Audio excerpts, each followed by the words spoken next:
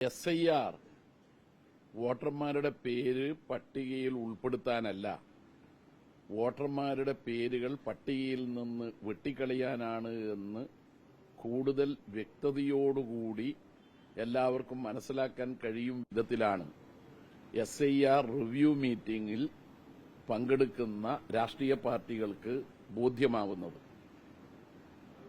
December 6-ാം തീയതി നടന്ന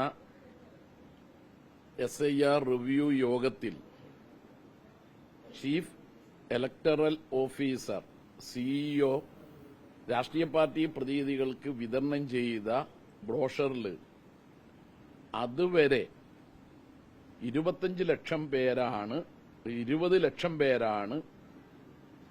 പട്ടികയിൽ പേര് ഉൾപ്പെടുത്തുന്നതിനു വേണ്ടി, കരട് പട്ടികയിൽ ഉൾപ്പെടുത്തുന്നതിനു വേണ്ടി എന്യൂമറേഷൻ ഫോറം പൂരിപ്പിച്ചു നൽകാൻ ബാക്കിയുള്ളത് എന്നാണ് വ്യക്തമാക്കിയത്. അതിപ്പോ 25 ലക്ഷമായി ഉയരുകയാണ് ചെയ്തത്.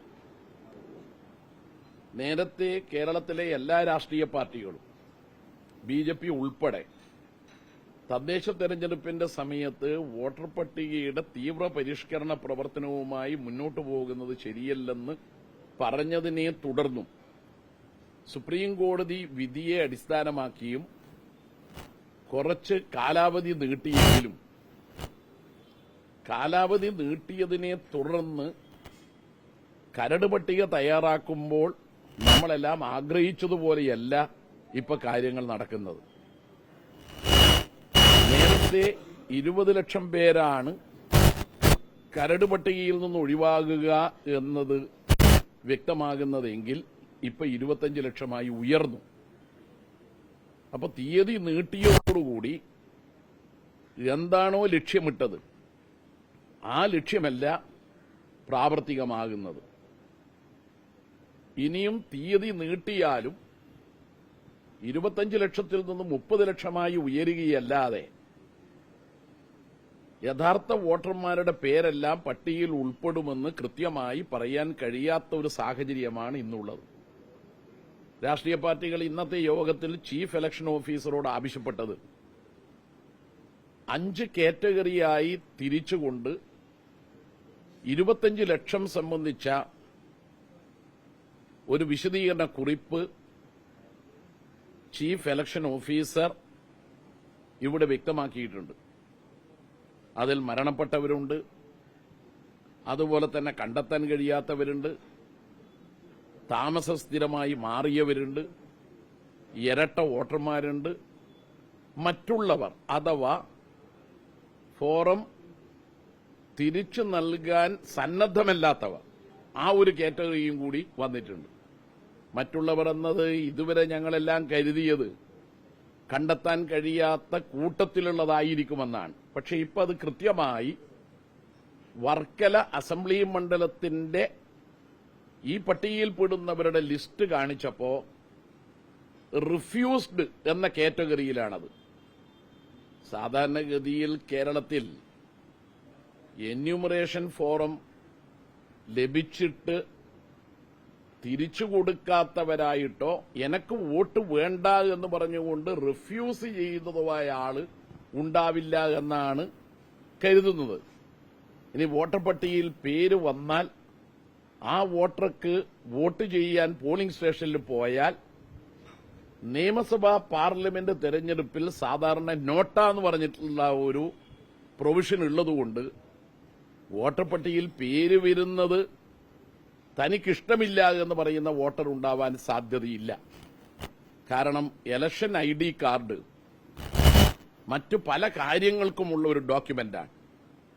5 കാറ്റഗറിയായി തിരിച്ചുകൊണ്ട് ഇന്ന് ഇവിടെ വിശദീകരിച്ചത് 25 ലക്ഷം പേരുടെ പേരുകൾ വോട്ടർ പട്ടികയിൽ ഉണ്ടാവില്ല എന്നാണ്. എന്ന് പറഞ്ഞാൽ അതിന്റെ അർത്ഥം 2.78 കോടി വോട്ടർമാരാണ് 2025 ഒക്ടോബർ മാസം ഇലക്ഷൻ കമ്മീഷൻ പ്രസിദ്ധീകരിച്ച പട്ടികയിൽ ഉള്ളത് എങ്കിൽ ഇപ്പോൾ തന്നെ 2.53 കോടി മാത്രമായി 25 ലക്ഷം പേരെ പട്ടികയിൽ നിന്ന് ഒഴിവാക്കുകയാണ്.